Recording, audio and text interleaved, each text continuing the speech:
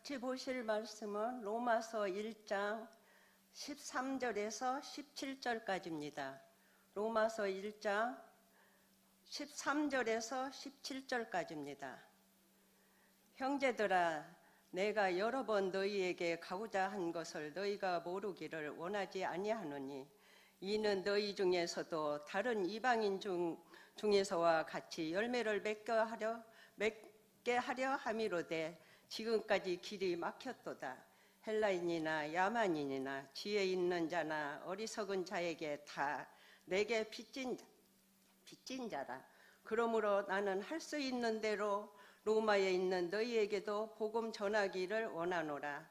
내가 복음을 부끄러워하지 아니하노니 이 복음은 모든 믿는 자에게 구원을 주시는 하나님의 능력이 됨이라. 먼저는 유대인에게요 그리고 헬라인에게로다. 복음에는 하나님의 의가 나타나서 믿음으로 믿음에 이르게 하나니, 기록된 바 오직 의인은 믿음으로 말미암아 살리라 함과 같으니라. 아멘. 모든 성도님들께 한번 물어보겠습니다. 복음 전하는 거 쉽다 1번, 어렵다 2번. 정답은 몇 번입니까? 1번. 1번이 많이 나오시네요, 의외로. 네, 맞습니다.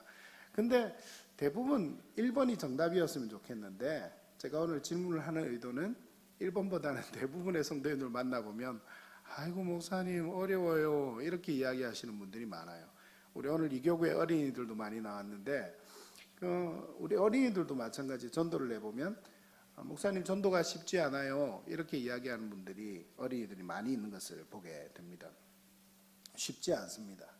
근데 오늘 우리 국민일보의 웨스트민스터 신대원 김선일 교수가 교수님이 조사한 한 가지 조사가 나왔습니다. 그게 뭔가 하면 최근 회심 조사를 통한 복음 전도의 교훈 이렇게 해가지고 국내 교회 20곳에 2005년 이후에 회심한 303명의 성도를 대상으로 2005년 이후에 회심한 303명의 성도를 대상으로 설문을 했답니다.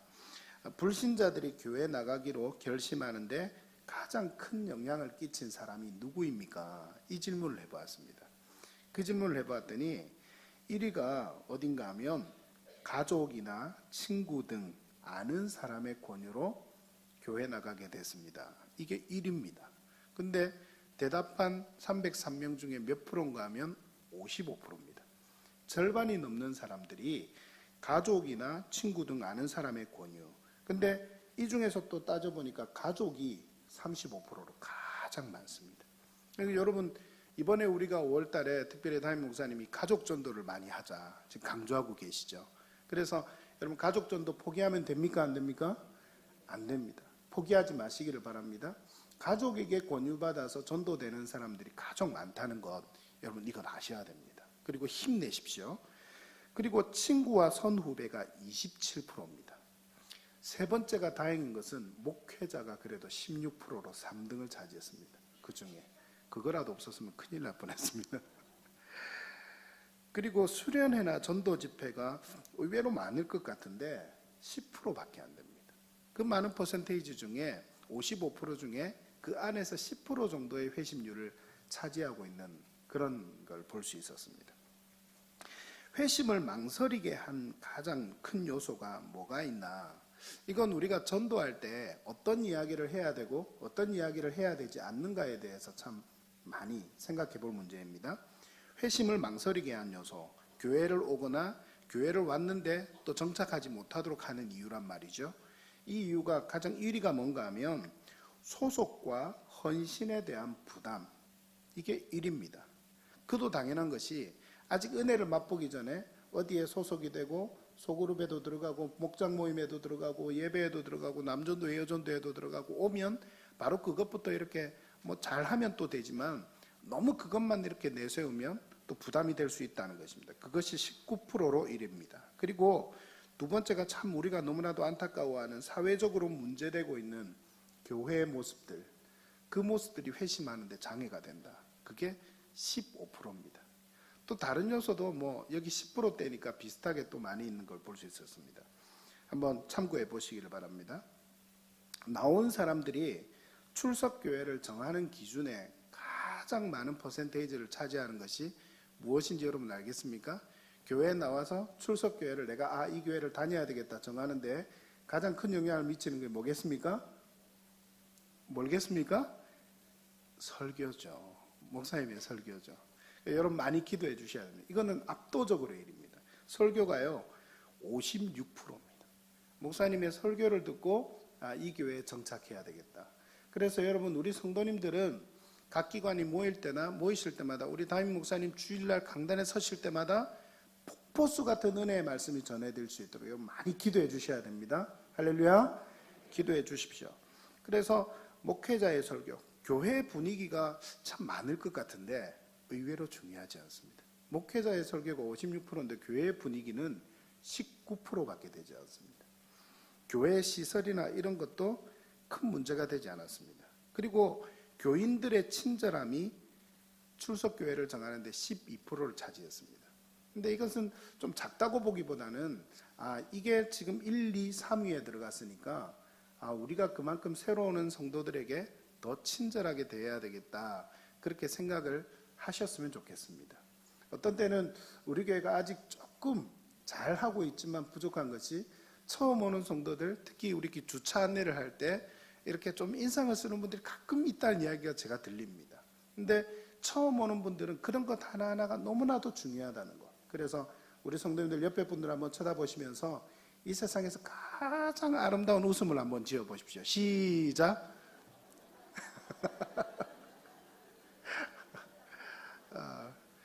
제가 깍꿍은 많이 했기 때문에 하지 않고 그냥 웃어보라고 하니까 참 어색합니다. 그죠? 그런데 교회를 선택할 때 고려하지 않았던 점, 마지막으로 교회 시설이 33%입니다. 교회 시설이 우리는 중요하다고 보는데 의외로 사람들이 교회를 정하는 데는 중요하지 않게 생각을 오히려 하고 있더라는 겁니다. 교회 내 모임이나 프로그램, 의외로 우리가 교회를 운영하는 데 참 중요하게 생각하는데 처음 오는 사람들이 교회를 정하는 데에는 또 그것을 중요하게 생각하지 않더라라는 것입니다. 우리가 한번 많이 생각해 볼 부분들이 참 있는 것 같습니다.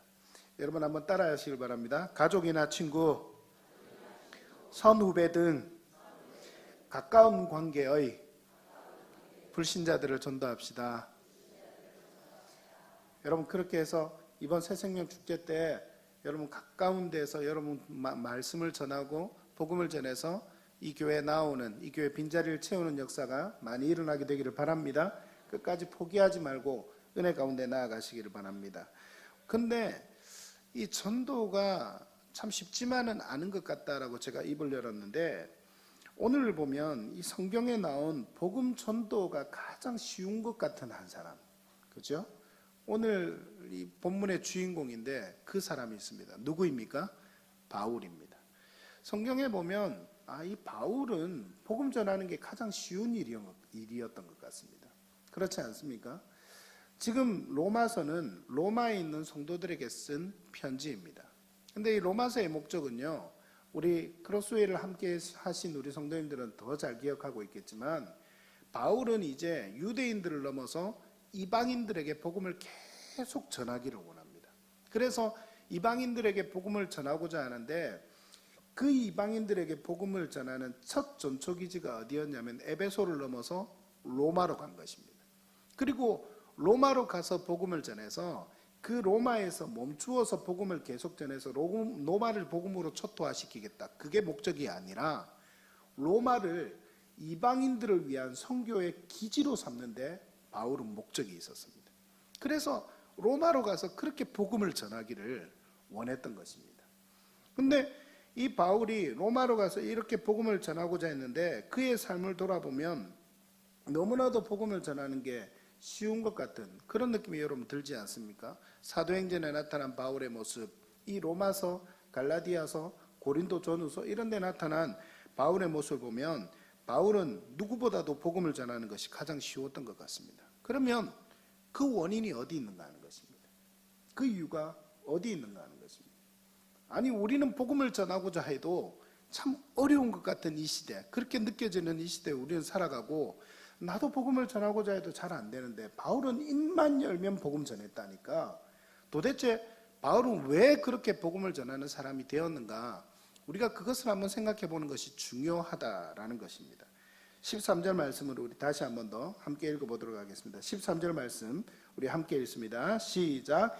형제들아, 내가 여러 번 너희에게 가고자 한 것을 너희가 모르기를 원하지 아니하노니 이는 너희 중에서도 다른 이방인 중에서와 같이 열매를 맺게 하려 함이로되 지금까지 길이 막혔도다. 이렇게 말씀을 엽니다. 아니, 이전의 말씀도 계속 있었죠. 오늘 본문의 말씀은 이렇게 시작을 합니다.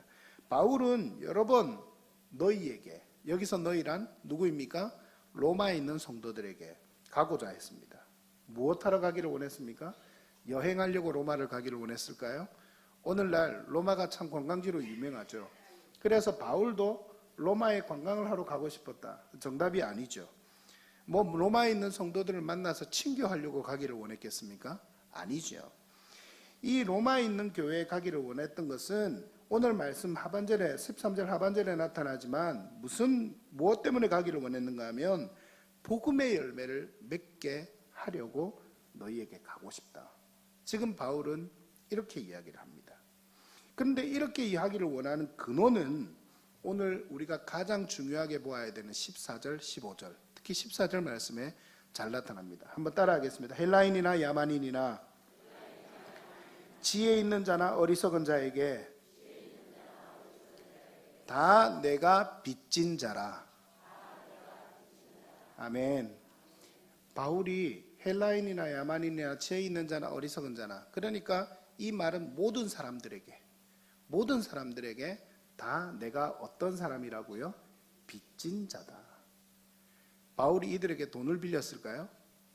바울이 이들에게 돈을 빌렸기 때문에 빚진 자다. 물론 제가 잠시 웃기려고 한 이야기인데 아무도 웃지 않지만 로마 사람들에게 돈을 빌린 것이 아니라 바울이요, 이들에게 빚졌다라고 하는 이야기는 무엇 때문인가 하면 이 빚 때문에 로마에 지금 가서 복음을 전하기를 원하고 그들을 보기를 원한다, 이렇게 이야기하는데 바울이 진 빚은 바로 구원의 빚을 진 것입니다. 구원의 빚을 진 것입니다. 한번 따라하겠습니다. 구원의 빚. 그는 밥을 굶고 생활비가 없어서 다른 사람에게 돈을 빌린 것이 아니었습니다. 그래서 그들에게 빚진 돈을 갚기 위해서 로마에 가고자 원한 것이 아니었다라고 하는 이야기입니다. 너무나도 당연하게 여겨지는 이 이야기를 하면서 제가 주의를 환기시키는 것을 여러분 잘 기억하시기를 바랍니다. 그래서 이 바울은요, 돈을 빚진 것이 아니라 여기서 빚을 졌다는 이 빚은 물질적인 빚이 아니라 하나님으로부터 받은, 그래서 갚을 길이 없는 구원의 빚을 졌다는 이야기입니다. 근데 우리가 신기하게 생각해야 되는 것이 무엇인가 하면 지금 바울은 이 빚을 누구에게 졌습니까? 하나님께 진 것 아니겠습니까? 바울은 구원의 선물을 하나님께로부터 받았습니다. 하나님께로부터 받았는데 바울은 이 빚을 누구에게 갚는다고요? 로마에 있는 사람들에게 갚겠다. 로마에 있는 너희들에게 갚겠다. 이렇게 이야기를 하고 있는 것입니다. 여러분, 이것이 이해가 되십니까? 하나님께 은혜를 받았으면, 하나님께 구원의 선물을 받았으면 하나님께 갚아야 될 것이 아닙니까? 그런데 그는 로마에 있는 사람들에게 복음을 전하는 것, 그것으로 내가 빚을 갚겠다라고 이야기를 합니다. 그것은 하나님이 기뻐하시는 일을 통해서 빚을 갚겠다라는 이야기입니다. 하나님께 우리가 예배 드리는 것 중요합니다. 우리가 예배 드림으로 인해서 내가 구원받은 바 그 백성의 책임을 다하는 것 너무 중요합니다.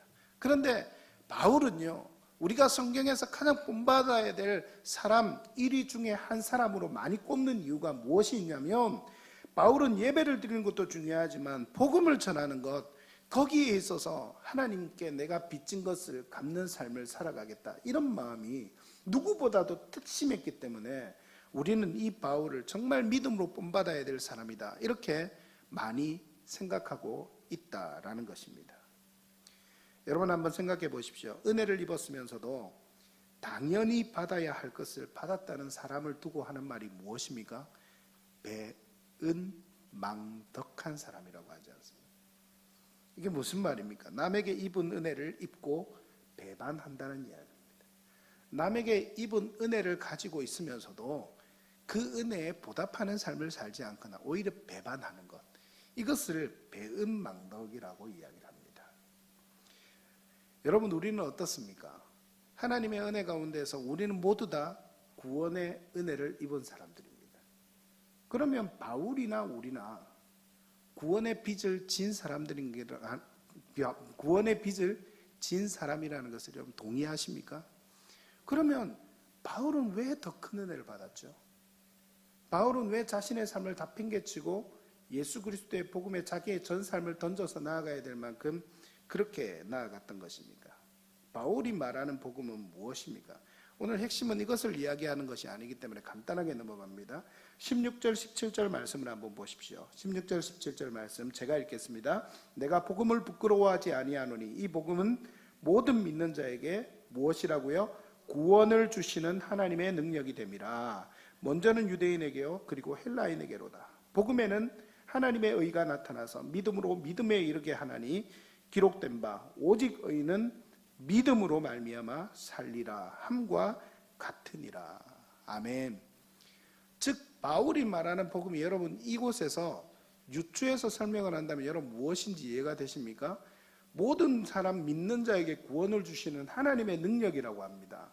그러면 이 복음이 무엇인지 이해가 되시죠? 복음은요, 바울이 말하는 복음은 예수 그리스도께서 우리의 죄를 위해서 십자가에 죽으시고 부활하셨다. 그리고 그것을 믿으면 영생을 얻는다. 이것이 복음의 핵심입니다. 예수 그리스도의 십자가에서만 멈추면 안 되고요. 십자가와 부활, 그리고 이것을 믿는 자는 영원한 생명을 얻는다. 영생을 얻는다. 이것이 복음의 가장 핵심입니다. 이 복음을 전하는 것에, 이 복음에는 하나님의 능력, 구원을 주시는 하나님의 능력이 나타나게 되는데 이것은 유대인들이나 이방인들이나 똑같이 이 능력을 경험할 수 있다 없다? 있다라는 것입니다. 바울의 이런 믿음 때문에 오늘날 우리에게도 복음이 전해졌다. 우리 많이 듣지 않습니까? 그래서 소아시아를 넘어서 이제는 세계 곳곳에 주의 복음이 증거되어서 오늘 우리가 이렇게 믿음으로 하나님 앞에 예배드리면 백성이 된 것은 이 바울의 처음 복음을 향한 이 선교적인 마인드가 아니었다면 결코 불가능한 것이었다. 우리는 이렇게 이야기를 합니다. 이 복음은요, 믿음으로 가능했습니다. 바울은 이 복음으로 말미암아 구원의 능력으로 나타난 이 복음이 믿음으로만 가능하다. 이렇게 이야기를 합니다. 바울이 맛본 복음은 죽으시고 부활하신 예수님을 만나고 변화된 것이었습니다. 여러 번 바울은 이 로마서에서뿐만 아니라 다른 성경에서 사도행전에서도 자신이 예수 그리스도를 만나고 회심을 체험한 것을 여러 번 간증했던 것은 우리는 기억하고 있습니다.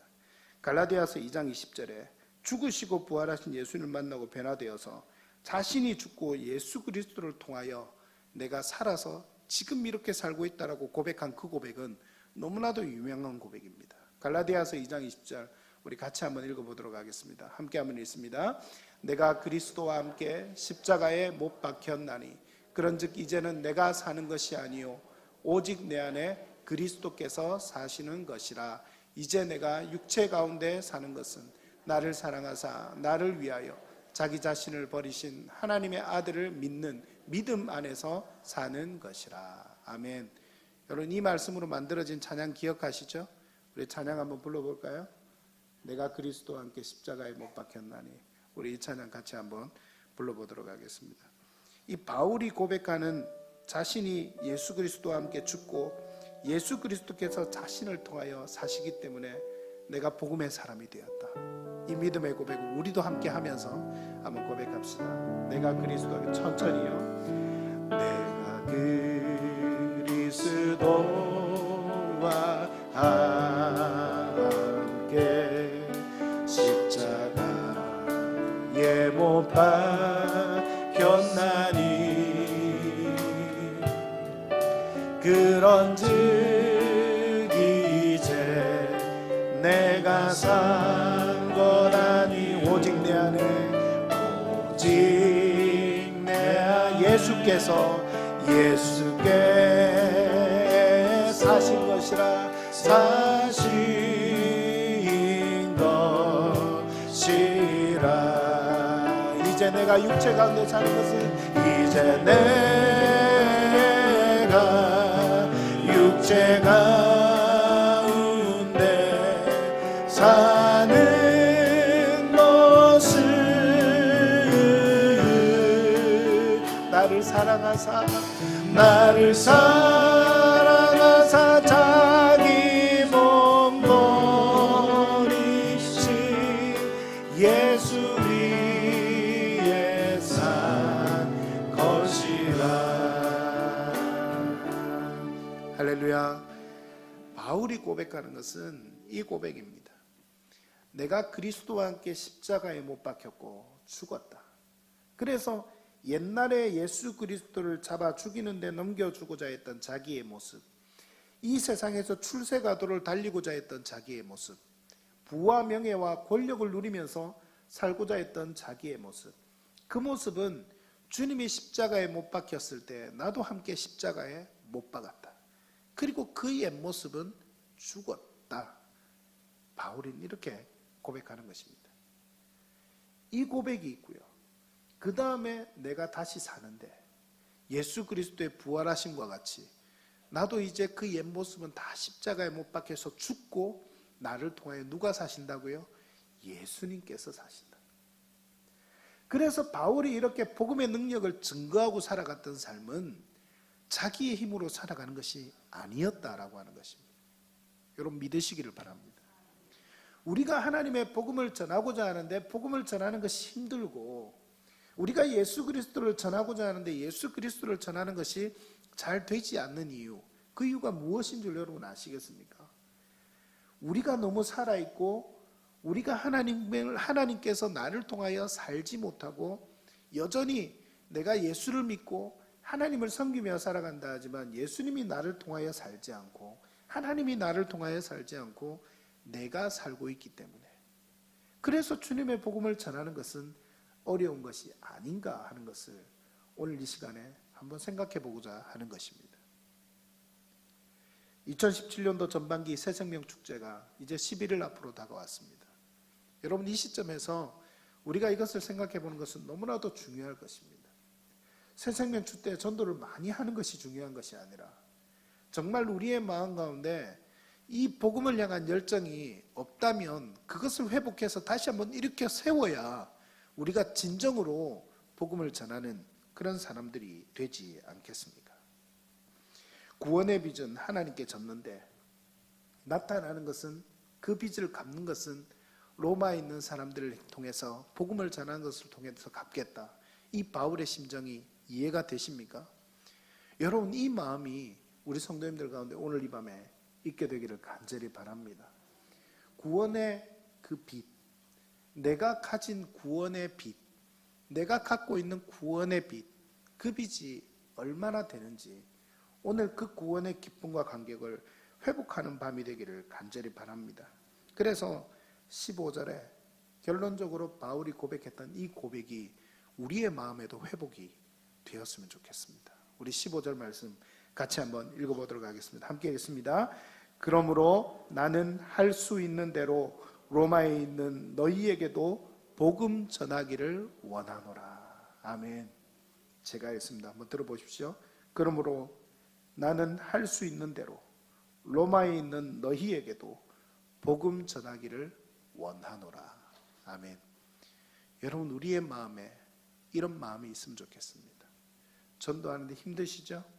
우리의 가족들 아무리 예수 그리스도를 믿고 교회 나아가서 말씀 듣고 신앙생활 하자, 믿음생활 하자 이야기를 해도 잘 넘어오지 않죠. 초롱성 같은 그 벽이 언제 넘어질지 모르는 그런 안타까운 현상이 우리 안에 놓여있기 때문에 지난번에도 전했지만 이번에 다시 전하고자 하니까 두려운 마음이 있습니까? 하나님 앞에 그 마음 다 맡겨드리시고 다만 복음을 증거할 수 있는 자리에 설 수 있는 여러분이 되시기를 간절히 바랍니다. 해야 되기 때문이 아니라 안 하고는 견딜 수 없는 마음이 우리의 마음 가운데 있게 되기를 간절히 바랍니다. 그래서 만나는 어떤 이들에게나 복음을 전할 수 있는 그 믿음의 은혜, 우리를 위하여 피 흘려 죽으시고 부활하신 구원의 은혜에 빚진 마음으로 가득 차 있을 때 이것은 가능합니다. 그런 은혜가 오늘 헌신 예배를 드리는 우리 이여전도에 새롭게 있게 되기를 바라고 또 우리 모든 성도님들 가운데 있게 되기를 간절히 바랍니다. 마지막으로 우리 그림 한번 띄워주시기를 바랍니다. 제가 그 전도에 대해서 오늘 말씀을 준비하다가 참 재미있는 그림 하나를 발견을 했습니다. 우리 전도팀을 전도를 할 때 그런 이야기를 많이 합니다. 전도는 담대하게 전하고 결과는 누구에게 맡기라고요? 하나님께 맡기라. 그림이 안 뜹니까? 이 그림에 그림이 이제 떴네요. 여러분 잘 보이시죠? 예. 첫 번째 우리 왼쪽 편에 있는 분이 누구인 것 같습니까? 예수님인 것 같죠? 예수님입니다. 믿으시길 바랍니다. 열심히 전도하고 있지 이렇게 질문을 합니다. 예수님이 열심히 전도하고 있지 이렇게 질문하니까 앞에 있는 사람이 조금 뺀질해 보이네요. 꼭 저 닮았습니다. 전도 안 할래요 이렇게 하는 겁니다. 그러니까 예수님이 전도 안 할래요 그러니까 갑자기 뚱한 표정이 돼가지고 이제 이야기를 듣습니다. 맨날 사람들에게 예수님을 전해도 아무도 안 와요 이렇게 이야기합니다. 아무도 안 와요. 근데 예수님이 이 사람을 다시 붙잡고 이야기합니다. 뭐라고 이야기하시죠? 그래도 넌 전하기만 해. 맨 밑에 글 읽어볼까요? 그 다음은 내가 알아서 할 테니. 제가 전도팀에게 예전에 전도팀 사역을 할 때나 우리 성도님께 전도 독려할 때 저도 이 이야기를 많이 합니다. 전하는 것은 우리가 마땅히 할 일이고 결과는 누구에게 맡기라고요? 하나님께 맡기면 됩니다. 하나님께서 열매를 취하십니다. 저도 저희 어머님이 회심할 때까지 한 20년 정도를 제가 기도했다 그랬죠.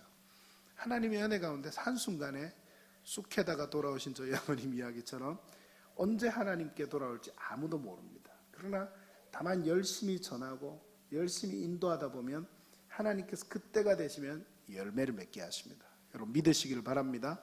그래서 포기하지 말고 끝까지 힘있게 이 바울과 같이 내가 구원의 빚을 진 이 복음의 빚진 마음으로 그 빚을 갚는 마음으로 정말 영혼들을 향해서 힘있게 끝까지 달려가는 그런 우리 모든 성도님들 되시기를 간절히 바랍니다.